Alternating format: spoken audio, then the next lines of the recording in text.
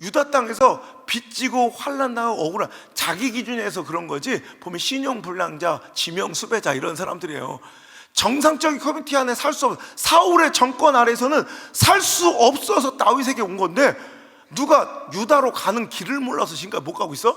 가면 죽으니까, 가면 잡히니까, 가면 감옥 가니까 못 가는 거야. 근데 갑자기 그래서 자기를 쫓아왔더니 갑자기 오자마자 다윗 장군님이 어디로 가재? 유다 땅으로 돌아가재. 이럴 때 저항과 반대가 있을까요, 없을까요? 그때 여러분 그 말에 100% 다 순종할까요? 여기서 이탈하고 떠나간 사람이 있을까요, 없을까요? 이건 상식적인, 이건 누구나 합리적인 추론이잖아요. 아니 유다 땅에서 못 살아서 몰려, 이 사람 다윗이 좋아서 큰 신념과 가치관을 가지고 모인 것이 아니라 그냥 할 수 없이 여기 살 수 없으니까 모인 거야. 그런 사람들이 그곳으로 다시 돌아가자 할 때 여러분 얼마나 많은 사람의 반대와 저항, 이탈이 있었겠냐고. 이건 분명히 합리적인 추론이에요. 자, 그런데 할 수 없이 대안이 없어서 다윗을 따라 유다 땅 헤레스불에 이르렀다 칩시다.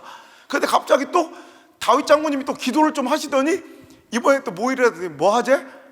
전쟁을 벌입시다. 그래. 그 일날을 구원합시다. 여러분 그럴 때 이탈과 저항이 있을까요, 없을까요? 당연히 있죠. 여러분 그 증거가 3절에 있었잖아요. 23장 3절 다시 한번 읽어볼게요. 3절, 23장 3절 시작. 다윗의 사람들이 그에게 이르되 보소서 우리가 유다에 있기도 두렵거든 하물며 글라에 가서 블레셋 사람들 군대를 치는 일일까? 여러분 다윗 장군님한테 지금 항거가 일어난 거예요. 반항, 저항이 일어난 거예요. 그럼 여기서 여러분 전쟁에 나갈 때 이탈자가 있겠어요, 없겠어요? 있죠, 당연히. 자, 그런데도 불구하고 할 수 없이 다윗은 또 거기서도 그 뜻을 굽히지 않고 완전히 독재예요, 독재. 기도해보든 그래도 하나님의 뜻이 분명하다고 끝끝내 전쟁에 나가 싸워서 이겼어. 자, 이겼는데 지금처럼 여러분 엄청난 이런 현대식 전쟁은 여러분 사상자 한 명도 없이 이길 수도 있어요. 로켓 쏴버리면 되니까. 근데 전 근대적인 이런 전쟁은 칼 두고 창 두고 몽둥이 들고 싸우는 거예요. 아무리 이겨도 100대 0으로 이길 수 있어요, 없어요? 아무리 전 근대적인 싸움은요, 칼 두고 아무리 승리해도 사상자나 이런 피해자가 있어요, 없어요? 당연히 있는 거예요. 전쟁이 아무리 이겨도 100대 0으로 이길 수 있어요? 분명히 피해자가 있겠지. 이건 합리적 추론이에요. 그럼 또 그래서 그런데도 불구하고 그냥 있었어. 자, 그런데 그걸 그렇게 반대하고 그렇게 안 된다고 그랬는데 다윗 장군님이 독불장군처럼 그 전쟁을 결국 벌여서 내 사랑하는 어떤 사람 친구가 죽은 사람도, 자기 전우가, 자기 아들이, 아버지가 죽은 사람도 있을 거야. 그런데 그런 희생에도 좀 마음이 꿍해서 아파서 상처 입고 있는데 갑자기 목숨 걸고 도와준 그일라 사람들이 우리를 환영하고 우리를 도와주긴커녕 그들이 우리를 사울한테 팔아넘기는 배신을 해. 여기서 시험 들고 막 다윗한테 또 달려들어 저항하는 사람 있을까, 없을까요? 있죠. 거 보세요, 장군님, 우리가 뭐라고 했습니까? 우리가 하지 말자고 그랬잖아. 이게 뭡니까? 꼴 좋습니다. 우리 목숨 걸고 살려줬는데 내 아들 목숨 팔아, 내 참 친한 친구가 이렇게 죽었는데 아니 이게 뭡니까? 하면서 시험 들고 떠나간 사람 있을까, 없을까요? 있죠. 자, 12절 13절 다시 한번 읽어봅시다. 시작. 다윗이 가로되 그일라 사람들이 나와 내 사람들을 사울의 손에 넘기겠나이까 하니 가라사대 그들이 너를 넘기리라. 13절 시작. 다윗이 그의 사람 600명 가량, 몇 명? 600명 가량이 일어나 그일라를 떠났대요. 몇 명? 보세요. 아니 400명이 이렇게 죽어라 내쳤으면 200명 되든가 150명 되든가 100명 되든가 20명 되든가 이렇게 돼야 쫄딱 망해버려야 이게 우리 인간의 당연한 계산법이에요. 그런데 오히려 그곳을 분명히 죽어라 몰아쳤는데 결론적으로는 떠날 때 몇 명? 600명. 이게 바로 하나님의 계산법이에요. 할렐루야. 인간의 계산으로는 도저히 나올 수 없는, 인간의 확률로는 도저히 성립이 안 되는 하나님만의 계산법, 하나님의 축복의 계산법인 줄 믿으시기 바랍니다. 하나님은 사랑하는 공동체와 그 인생들을 살피시고 사랑하셔서 그 한계를 뛰어넘기를 원하실 때 하나님께서는 스스로 그 한계를 뛰어넘지 못하자 죽어라 내몰아 치셔서 한계까지 떠미신 이후에 그를 여러분 추락시키고 침몰시키고 손해보게 만드는 것이 아니라 그 400을 600으로 만드시듯 여러분의 영적 한계가, 우리 교회의 한계가 이제 400에서 600으로 600에서 1000으로, 1000에서 2000으로, 2000에서 만으로 뛰어넘어 지금 놀라운 영적 한계 뛰어넘음이, 한계의 돌파가 여러분 그 죽어라 죽어라는 하나님의 내 몰아치시는 역사 속에 일어나는 줄 믿으시고, 여러분 그때 나를 자꾸 몰아치듯 하나님의 일을 시키고 나를 자꾸 몰아가는 그 가선지자를 오히려 사랑할 줄 아는, 그 말씀을 오히려 오해하거나 의심하지 말고 여러분 사랑으로 받아들일 수 있는 여러분 지혜로운 성도 되시길 주 여러분 축원합니다. 두 번째로 왜 하나님은 나를 때로는 죽어라 죽어라 내몰아치실까? 두 번째는, 첫 번째는 그것이 나의 영적 한계를 돌파하는 시점이기 때문이고, 또 그것을 위함이고, 두 번째는 고질적인 나의 영적인 질병들이 있어요. 아주 때만 되면 고질적으로 반복되는 악순환의 고리를 끊기 위한 하나님의 초강수가 바로 죽어라 죽어라 하시는 상황이에요. 자, 무슨 얘기냐면, 우리가 여러분 조금만 틈만 나면 기어오르는, 스물스물 기어오르는 나의 악한 것들이 있죠. 아, 이건 아닌데 아닌데 하면서도 항상 끊지 못하고 자꾸 반복되고 되풀이되는 나의 영적인 악순환들이 있어요. 교회에도 있을 것이고, 여러분 가정에도 있을 것이고, 내 개인적인 신앙의 삶 속에서도 이상하게 끊지 못하고 계속 악순환의 고리가 반복될 때가 있더라는 거예요. 여러분 이거 가만히 두었는데 끊기면 얼마나 좋아. 가만히 있었는데 이것이 딱 단절되고 끊어버릴 수 있으면 얼마나 좋아. 그런데 우리가 그렇지 못하더라는 거예요. 때로는 하나님께서 이게 계속 반복될 때 더 이상은 이제 안 돼, 이것으로 인해서 내 자녀가, 내 사랑하는 자녀가 망할 것 같으면 이제 초강수를 쓰기로 결단하셔서 나를 내몰아치셔서라도 그 악한 것들을 끊게 해주시는 하나님의 사랑의 손길이 바로 우리에게는, 우리 입장과 기준으로는 하나님이 나를 죽어라 죽어라 몰아치신다고 느껴질 때가 있더라는 거죠. 예를 들어서 가출을 밥 먹듯이 하는 한 딸내미가 있다고 칩시다. 아, 그 초등학교 후반이나 중학교 1학년 때는 그래도 나갔다가 한 하루 이틀 만에 돌아오더니 이게 고등학교에 들어가면서 점점점 이게 횟수도 늘어나고, 아, 이제 그 가출의 기간도 장기화돼서 한 달씩 안 들어와. 점점. 옛날에는 초등학교 때 한번, 중학교 때는 그냥 안 들어 찾아가지고 하루 만에 들어오면 그래 사랑하는 딸아 나가지 마라, 삼겹살도 구워주고, 걔가 좋아하는 스마트폰도 바꿔주고, 그냥 블링블링 지가 좋아하는 또 핑크핑크 막 이렇게 침대도 바꿔주고 막 이렇게 예쁘게 해줬다 이거야. 왜? 그의 마음을 돌려놓으려고. 근데 얘가 이것이 계속 지속적으로 이 악한 행동이 반복되면서 나중에는 이제 고등학교 때한 달씩 두 달씩 안 나오고, 이러다가 이제 내 자녀의 인생이 이대로 두었다면 끝장나겠어. 그런데 갑자기 어느 날 소문이 들리는데, 어느 사창가 근처에서 내 딸을 봤다는 얘기를 들었다 칩시다. 그 아버지 이제 돌아버리는 거예요. 거기서 가만히 있을 아버지가 어디 있어. 이제 여기서 조금만 더 지나치면 내 딸은 걷잡을 수 없는 인생의 나락으로 빠질 것을 이제 알게 된 아버지는 그 딸에게 달려갑니다. 그리고 나서 이제는 옛날하고 다르게 걔를 설득하거나 스마트폰을 바꿔주거나 이런 달콤한 이런 위로의 말이 아니라 다짜고짜 가서 머리채를 잡습니다. 여러분 가만히 있는데 머리채를 잡으면 나쁜 거예요. 그래서 이런 상황에서는 아버지는 이제 결단에 초강수를 써서라도 이 딸의 이 삶을, 이 악한 삶을 끊어줘야 돼. 이해가 되시죠? 머리채를 끌고 오면 이것도 아버지한테는 쉬운 일, 재밌는 일 아니에요.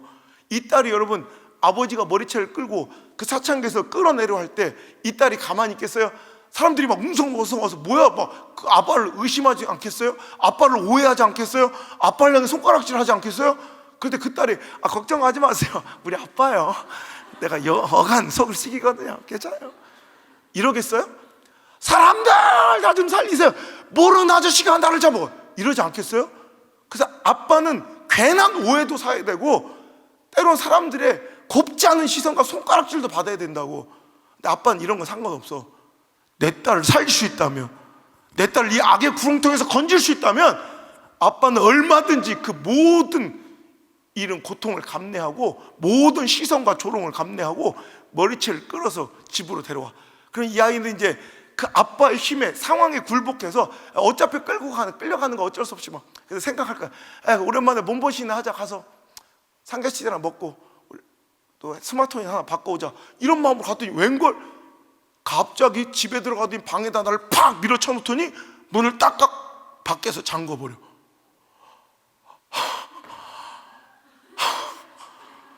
짱나. 내가 지금 삼겹살을 사줘도 될까 말까인데 나를 방구석에 가둬? 내가 이놈의 집구석 문만 열려봐라, 내가 반드시 나가리라 이래.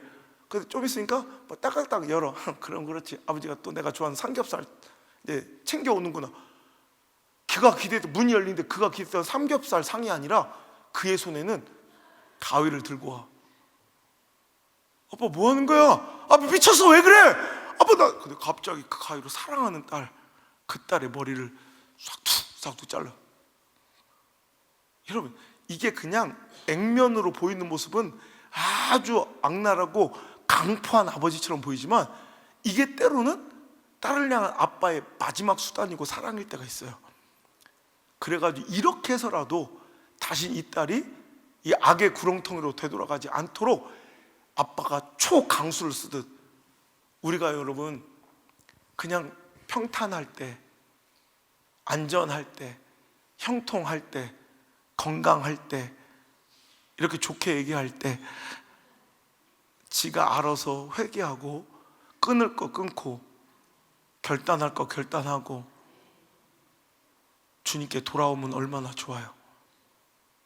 근데 그러기가 쉽지 않더라고요. 하나님은 저처럼 관계를 찢어 놓으시고 내가 원하고 추구하던 내 꿈과 그 학위 스펙들을 다 깨버리시고 내 배를 가르시고 온통 몸을 막 그냥 아프게 하시고 내 모든 진로와 길을 막으셔서 나는 하나님이 나를 미워하신 줄 알았어.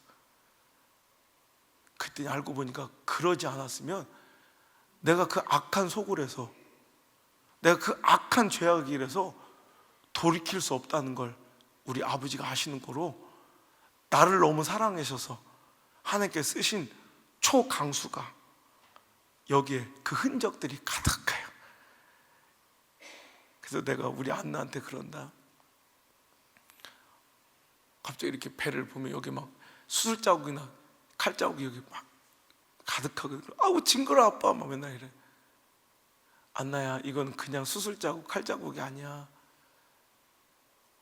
이건 우리 하나님께서 아빠를 너무너무 사랑하셔서 아빠가 그 하나님을 외면하고 도망치고 예수님을 떠나 사는데도 우리 예수님은 아빠를 포기하지 않으시고 끝까지 쫓아와 아빠를 꽉 붙들어 주신 예수님의 손자국이야. 우리의 삶의 상처들이 때로는 흉처럼 보이고 하나님의 나를 향하시 미워서 때는 회초리처럼 느껴질 테지만 절대 그렇지 않아요. 오늘도 나의 삶의 그 아픔들이 생각해보면 그렇지 않았으면 내가 오늘 이곳에 앉아 있을 수 없을 만큼 패역하고 배도하고 교만하고 악에 빠져 있을 때 하나님께서는 나에게 초강수를 쓰셔서라도 나를 붙잡아 이곳에 두셨다는 거 기억하시고, 오늘도 여러분 성경으로 돌아와 다윗에게도 그런 일이 있다는 거예요. 다윗이 지금 자기 삶으로는 형통해 보여요. 아둘람굴에서 가족들 만나고 400명 무리를 이끄는 장군이 되고, 그래서 장관이 우두머리가 되고, 거기다가 망명 신청 받아들여져 모압 땅에서 그 왕이랑 함께 잘 먹고 잘 사는 것처럼 보여요. 근데 하나님 보실 때 그 위험한, 어떤 사람은 자기가 형통하고 잘 되는데 목사가 보기에는 너무 불안한 사람이 있어요. 그럼 목사님이 여러분의 잘됨을 시기하고 질투하고 싫어하는 게 아니라 여러분 잘되고 형통한데 목사님이 걱정하신다면 그 말을 들으셔야 돼. 여러분, 제가 우리 교회도 그런 사람이 하나 있어요. 자기는 잘 된다고 돈 번다고 좋아하는데 내가 깊은 한숨을 쉬며, 내가 해마 있죠, 해마. 이런 얘기 해도 되나? 해마를 들고 갔어요. 이 가게 때려 부신다고. 왜? 그래. 내가 다른 사람한테는 이러지 못해도 니들 가정은 이렇게 해도 돼. 내가 해마, 이거 당장 니들 정리 안 하고 주일성도 똑바로 안 하면 내가 이 가게 다 때려 부신다. 내가 얼마 전에 있었던 일이에요. 자기들은 돈 잘 벌고 좋은 것 같아도 목사가 볼 때 불안하고, 목사가 볼 때 이건 축복이 아닌 게 있어.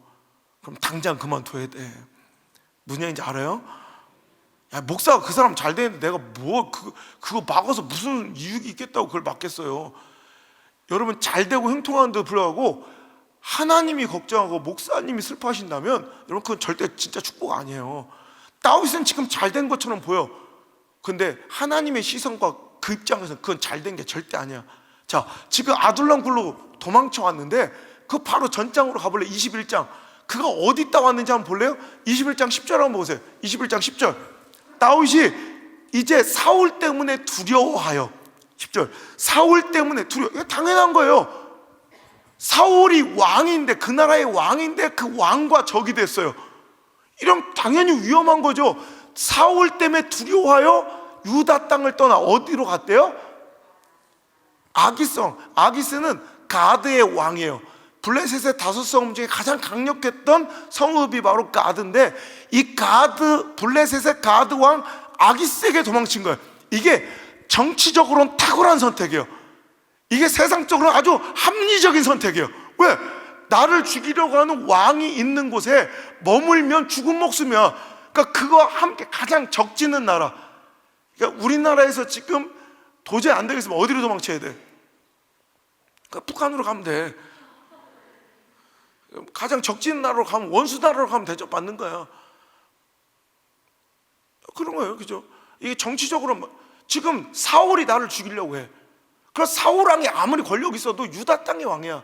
근데 이스라엘과 항상 적을 지며 항상 대척점을 가지고 항상 라이벌 관계고 항상 긴장 관계, 그 적국이 바로 블레셋이야. 블레셋의 가드왕 아기스에게 도망친 건 탁월한 선택. 근데 하나님의 입장에서는, 여러분, 내 입장에서 형통이 하나님 입장의 형통은 아니라는 거예요. 신앙적으로 이건 빵점짜리 선택이에요. 왜냐하면 여러분, 구약 성경에 유다, 가나안, 이스라엘, 예루살렘이라는 지명들은 단순한 공간적 개념이 아니라 영적인, 신앙적인 순종의 영역이 바로, 하나님 역사하시는 공간이 바로 유다, 예루살렘, 가나안, 예루살렘 등으로 표현되어 있어요. 그래서 여러분, 구약 성경에는 이제는 신약에서는 그 모든 것이 허물어져서 모든 곳에 여러분 하나님의 은혜가 비치지만, 옛날에는 여러분 하나님의 족속들, 하나님께서 택하신 자녀들은 항상 어디를 지향하게 돼 있어요? 어느 곳으로 흩어져 있더니 다시 무조건 가나안 땅으로 돌아가야 돼. 유다 땅으로 돌아가야 돼. 예루살렘으로 돌아가야 돼. 왜? 거기가 하나님께서 원하신 영적인 땅, 축복의 땅, 신앙의 땅, 순종의 영역이기 때문에 그래요. 그러니까 아브라함도 창세기 12장부터 시작된 가나안과 유다와 예루살렘, 이 땅이 이제 영적인 공간이 되어서 기근 때문에 도망쳤던, 핍박 때문에 도망쳤던, 아니면 포로로 끌려갔던, 무엇이든 간에 그 하나님의 백성들은 어디로 흩어져 있어, 어떤 이유로 나가 있든지 간에 항상 그들은 발걸음을 들어 결국엔 어디로 돌아와? 그곳으로 돌아와야 돼요. 왜? 그것이 영적인 영역이니까, 순종의 영역이니까. 그러니까 여러분, 우리도 마찬가지예요. 신앙의 영역, 예배의 자리, 순종의 자리, 내 사명의 자리가 때로는 그것 때문에 숨막혀 사울처럼 죽을 것까지 두려울 때가 있어요. 하지만 그래도 다윗은요, 어떻게 써야 되느냐? 이 신앙의 땅을 떠나면 안 돼. 영적인 땅을 떠나면 안 돼. 순종의 자리, 말씀의 자리를 떠나면 안 돼. 죽어도 유다 땅에서 하나님의 때, 하나님의 방법으로 하나님 역사하실 때를 기다려야 되는 거예요. 여러분, 이 법칙은 절대로 오늘도 틀리지 않아요. 똑같아. 이 공식은 아무리 신앙의 자리가, 사역의 자리가, 예배의 자리가, 기도의 자리가, 헌신의 자리가 아무리 버거고 힘들어서 여기 있으면 죽을 것 같을 때 있어요, 없어요? 그래도 여러분이 그 자리를 지키셔야 돼. 예배 자리를 지키셔야 돼. 이것만 기억하시면, 여러분, 어떤 때는 이 예배가 죽을 것 같을 때가 있죠. 이 예배의 자리가 막 숨 막힐 때 있죠. 그때가 바로 이 예배가 당신한테 가장 필요할 때예요. 어떤 때 그 말씀이 막 숨 막혀 도망치고 싶을 때가 있죠. 어떤 때는 저도 그래요. 제가 말씀을 전하지만 제가 선택할 수 있을 것 같지만 그렇지 않아요. 저도 말씀을 전하면서 전하기 싫은 말씀이 있어. 내 스스로가. 그럼 안 하면 될 것 같죠. 사건들은 그래도 돼요. 제가 듣기 싫은 소리는 자기가 안 하면 돼요. 근데 말씀을 내가 나도 듣기 싫은 설교가 있어. 나도 찔리고. 그런데도 말씀을 전하면서 나도 듣는 거야. 여러분, 내가 듣기 싫은 말씀, 죽을 것 같은 말씀, 그 말씀이 지금 당신에게 가장 필요한 말씀이에요. 어떻게든 기도 자리가 막 숨막혀 도망치고 싶을 때 있죠. 그때가 실은 당신한테 그 기도가 가장 필요할 때예요. 마귀는 아는 거예요. 당신이 조금만 더 기도하면, 조금만 더 예배 자리를 지키면, 조금만 더 순종하면, 조금만 더 헌신하면, 조금만 더 그 주의 종의 밑에서 영적 양육을 받으면 어떤 영적 성장과 부흥과 축복이 일어날지 마귀들은 기가 막히게 아는 거예요. 귀신들은 귀신같이 아는 거예요. 안 재밌나 봐? 그러니까 당신을 속이는 거예요. 여러분, 절대로 아무리 사울과 같은 이유가 있어도 사울처럼 나를 힘들게 하는, 여러분, 예배의 반응의 요소, 사역의 방해 요소, 여러분, 기도의 방해 요소들 있죠. 헌신과 순종의 방해 요소, 가시방석 같은 이유들이 있죠. 그래도 당신은 하나님의 때, 하나님의 방법으로 하나님께서 끝내시고 역사하실 때까지 그 기도의 자리를 지킬지어다, 예배 자리를 지킬지어다, 그 교회를 지킬지어다. 그게 하나님의 뜻이에요. 근데 인간적인 선택은 이게 더 합리적이고 이게 나를 위한 길처럼 보여서 다윗처럼 사울 때문에 하나님의 뜻을 저버리고 블레셋 적군, 이방의 땅, 우상의 땅으로 향할 때가 우리도 가끔씩 있다는 거예요. 그럼 하나님은 버린 자들은 그냥 네가 어떻게 살든 그냥 둬. 근데 여러분, 이 가드왕 아기스가 자기의 진짜 모든 문제, 여러분, 이 피난처가 되든가요? 여러분, 실은 내가 요 기도의 자리만 떠나면 살 것 같고 우리 교회만 떠나면 살 것 같을 때가 있어. 근데 나가보면 그게 진짜 그게 살만하든가? 아니더라는 거예요. 진짜 내 인간적 생각으로는 진짜 내가 이 사역만 내려놓고 성가대만 그만두고 내가 진짜로 이 직분만 때려치면 난 살 것 같을 때 그때 그 선택을 해보라고. 그게 살겠나?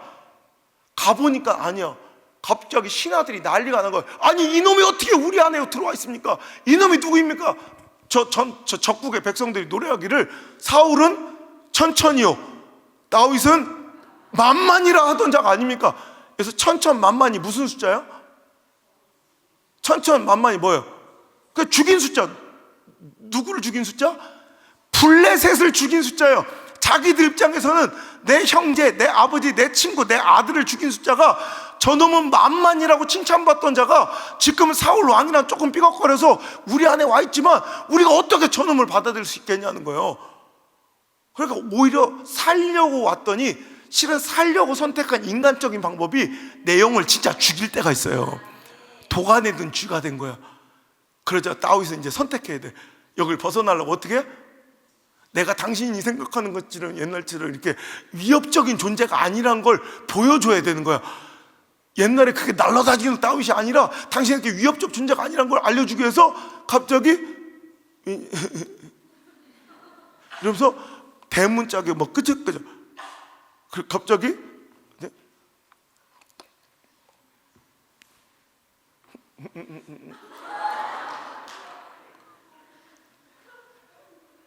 이 꼴이 뭡니까? 이 꼴이 이게 지금 누구야? 하나님이 기름 부으신 자. 으이 차가워. 내가 너무 처참해서, 당신의 모습이 너무 처참해서 이렇게까지 표현하는 거야. 이게 뭐냐고 이게. 에? 하나님께서 기름 부은 왕 같은 제사장들이, 택하신 거룩한 족속들이 말이야, 물질 앞에 고개를 조아리고 사람 앞에 무릎 꿇고 질질거리며 거기에 생명의 근원이 있는 줄 알고, 거기에 내 삶의 문제 해결이 있는 줄 알고, 거기서 살아보려고, 그거 의지해서 살아보려고 거지처럼 그 세상에 끌려다니는, 물질에 끌려다니는 당신의 모습을 보면 하나님이 분통이. 그러면서 또 거기서 상처받고, 여러분, 거긴 절대로 여러분 인생에 진짜 답이 없어요. 미친 척해서 수염에 침을 칠지. 아니, 하나님께서 기름 부어 이스라엘의 왕으로 세우실 분이 말이야, 미친 척해서 겨우 우리 집에 미친놈이 없어가지고 이런 미친놈까지 더 들이냐, 내가 거지처럼 쫓겨나온 거예요. 그리고 나서 어디로 온 거예요? 바로 22장 아둘람 굴로 온 거예요. 그런데 또 누굴 또 의지하려고 그래? 모압의 왕을 의지하려고 그래. 지금 당장은 모압의 왕이 받아들여 준 것 같지만 모압 왕이, 여러분, 절대적인 영원한 안식처가 될 수 있어요, 없어요? 절대 없어요. 세상은 효용가치만 떨어지면 반드시 당신을 죽여. 그럼 모압에서 배신나고 모압이 또 죽이려면 어디로 갈 거예요? 에돔? 또 에돔에서 도망치면 어디로? 암몬? 암몬에서 도망치면 두로? 시돈? 언제까지 도망쳐 다니라는 거예요? 우리 인생의 답은 예수님이에요. 우리 인생의 답은 십자가예요. 우리 인생의 답은 하나님이세요. 예수가 답이다. 예수가 답이다. 우린 예수님께로 돌아와야 돼요. 신앙으로 돌아와야 돼요. 예배로 돌아와야 돼요. 말씀으로 돌아와야 돼요. 사명의 자리로 돌아와야 돼요. 그런데 오늘도 그 꼬라지를 당해놓고 어디로 가? 모압에 가서 거기가 안전한 줄 알고, 거기가 생명의 안식처인 줄 알고 거기서 발 뻗고 안주하며 살려도 이 반복되는 영적인 신앙의 악순환의 고리를 이제 하나님은 끊으셔야 돼. 그러면 이제 선지자 갓을 보내서 다윗의 머리채를 끌고서라도 유다 땅으로 당신을 인도하시는, 여러분 그 말씀을, 그 주의 종을 여러분 반갑게 여기고 사랑할 수 있기를 주 여러분을 축원합니다. 세 번째, 오늘 당신의 삶에 하나님께서 죽어라 죽어라 하는 몰아치심을 허락하신 세 번째 이유는 당신이 받아 누릴 복이 그게 전부가 아니기 때문입니다. 다윗은요, 지금도 먹고 살만한, 이 정도면 충분한 축복이에요. 안 그래요? 지금 22장에 보니까 모압의 안전한 땅에서 400명 군사가 거느리고 엄마 아버지 형제 같이 있으면서 얼마나 행복한 나날을 보내. 거기다가 성경에 보니까 그는 지금 4절에 보니까 모압에 어디에 있었대요? 모압 땅에 요새에 있대. 요새는 당시에는 아까도 얘기했지만 전 근대적인 싸움의 현장에서는 요새를 차지한 것은 이건 싸움의 승률의 80%는 승률을 보장받은 거예요. 왜냐하면 당시 평지 중에서 높은 고지대에 이렇게 자리를 잡고, 고지대를 잡고 있으면 이거는 아무래도 이렇게 경사가 높은 곳을 올라오려면 아무리 10만 대군을 데려와도 이런 평지에서는 10만 대 400 하면 바로 박살내버릴 수 있지만 고지대 요새에 있으면 그걸 한번 이렇게 올라올 수 없잖아요. 그러니까 길을 어떻게 내? 이렇게 꼬박꼬박 이렇게 내죠. 나사처럼. 그래서 추풍령 같은 데 보면 이게 경사가 너무 높으면 이렇게 못 내려가잖아. 그러니까 이렇게. 그러니까 아무리 10만 명이면 뭐하냐?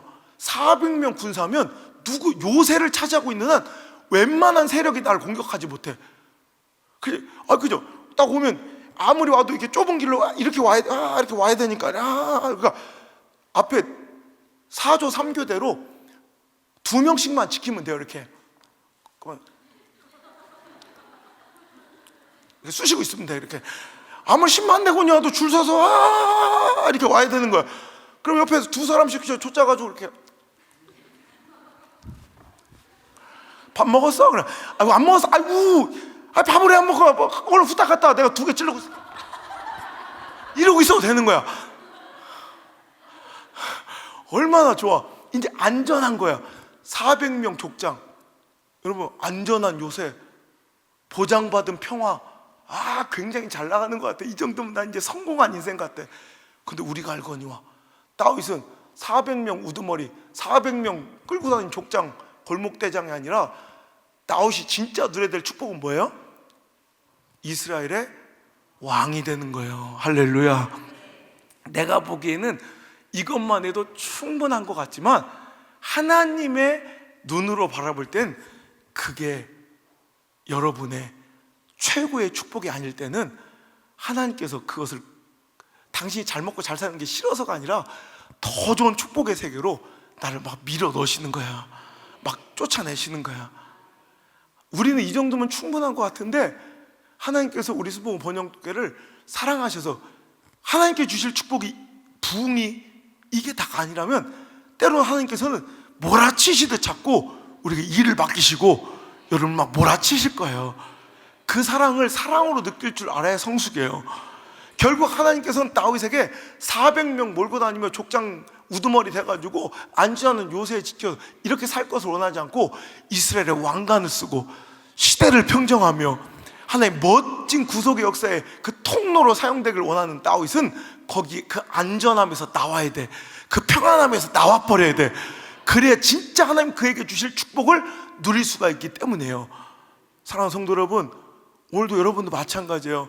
때로 이 정도는 충분하고 난 이대로 줬사오니 그래도 목사님 통해 여러분 뭔가 헌신을 말씀하시고 뭔가 막 몰아치시면 그거는 이제 내 기준으로 판단할 것이라, 난 여기도 좋지만 하나님께서 여러분 가정과 특히 여러분의 자녀들에게 복을 더 주시려고 하나님 뭔가 마음의 감동을 주시고 자꾸 뭔가 헌신을 요구하는 거지.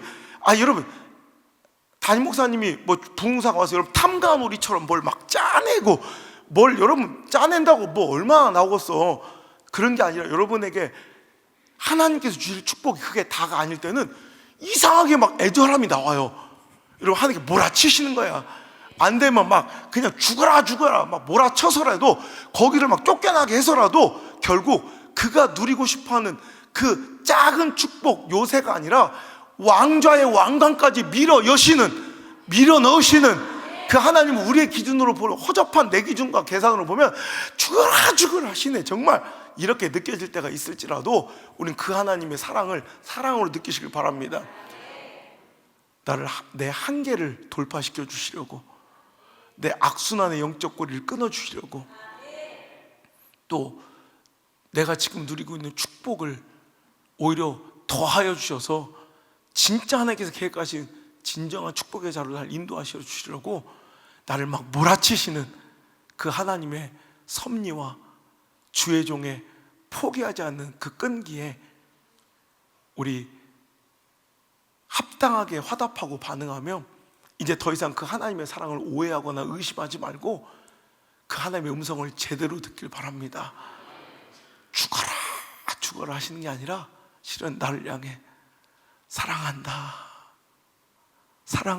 내 아들아, 사랑한다 내 딸 하시는 그 하나님의 음성이 들려지시기를 주의 이름으로 축복합니다.